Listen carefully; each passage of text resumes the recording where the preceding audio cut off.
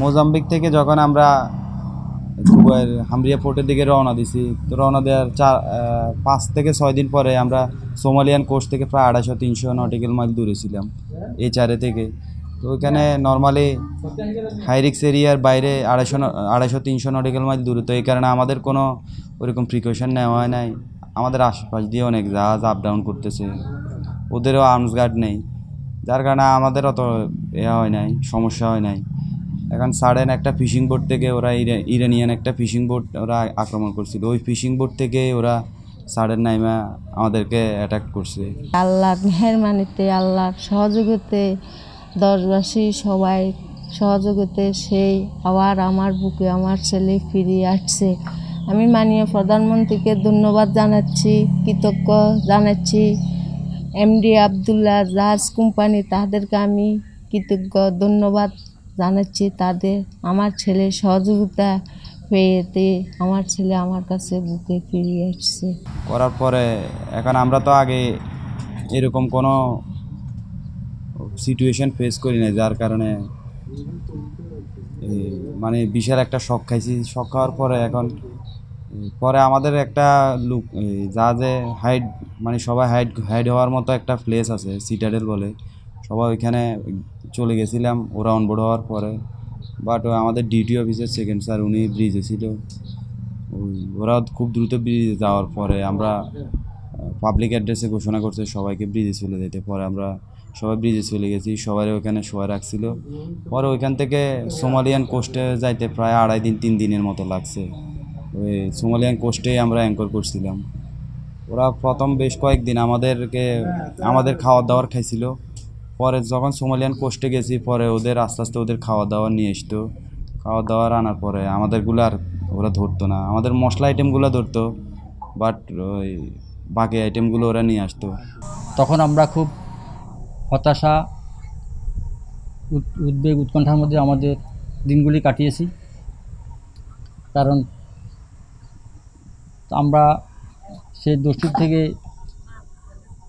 মুক্তি পেয়ে আমাদের কাছে ফিরে আসবে কি না আমরা হতাশার মধ্যে ছিলাম। যা হোক, এসআর কোম্পানির কর্তৃপক্ষের ভূমিকায় এবং সরকারের আন্তরিক সহযোগিতায় 33 দিন পর সে মুক্তি পেয়েছে। তাকে পেয়ে আমরা আমাদের যে দুঃখ, দুর্দশা, উৎকণ্ঠা, উদ্বেগ সব কেটে গেছে। ইনশাআল্লাহ আমরা খুব খুশি এবং আনন্দিত।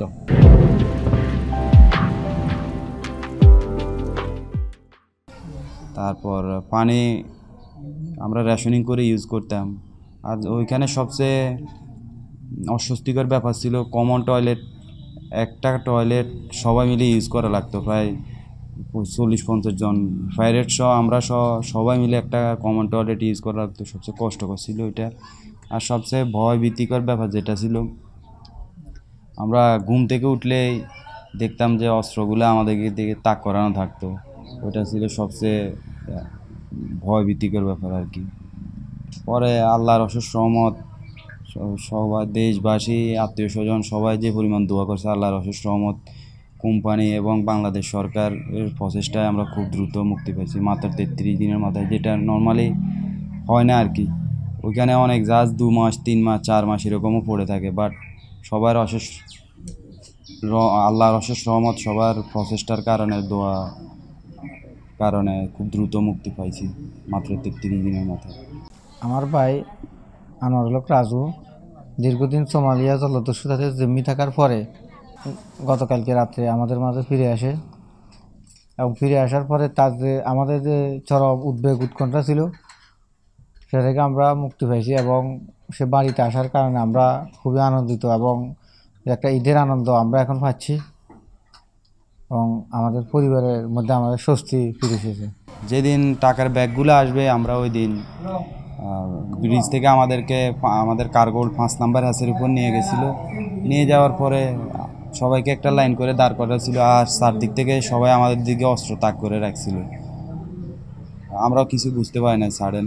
পরে একটা প্লেন আসছিল, দেখলাম পিছন থেকে। আসার পরে এখন ওই বিমানটা 2বার রাউন্ড দিছে। পরে ওইখান থেকে একটা সিগন্যাল দিছে দোবাসীর কাছে যে আমরা 23 জন সুস্থ আছে কিনা হাত নাড়ানোর জন্য। পরে আমরা যখন হাত নাড়াইছি, ওরা 3বার হাত নাড়াইছে, 3টা রাউন্ড দিছে ওই প্লেনটা, 3টা রাউন্ড দিয়া 3টা ব্যাগ ফেলছে, সাথে এয়ার ব্যাগ ছিল, সিতে ফেলছে। পরে ওদের 2টা বোট ছিল, বোটে ব্যাগগুলা কালেক্ট করছে। ওটা ওরা সকাল 10টা 10:30টার সময় ব্যাগগুলা কালেক্ট করছে। তারপর সন্ধ্যার সময় একটা গ্রুপ, আর একটা মিড নাইটে আর একটা গ্রুপ ওদের নামে গেছে। এরপর নৌবাহিনী, বিভিন্ন নৌবাহিনী আমাদেরকে স্কট দিয়া দুবাই পর্যন্ত নিয়ে গেছে আর কি।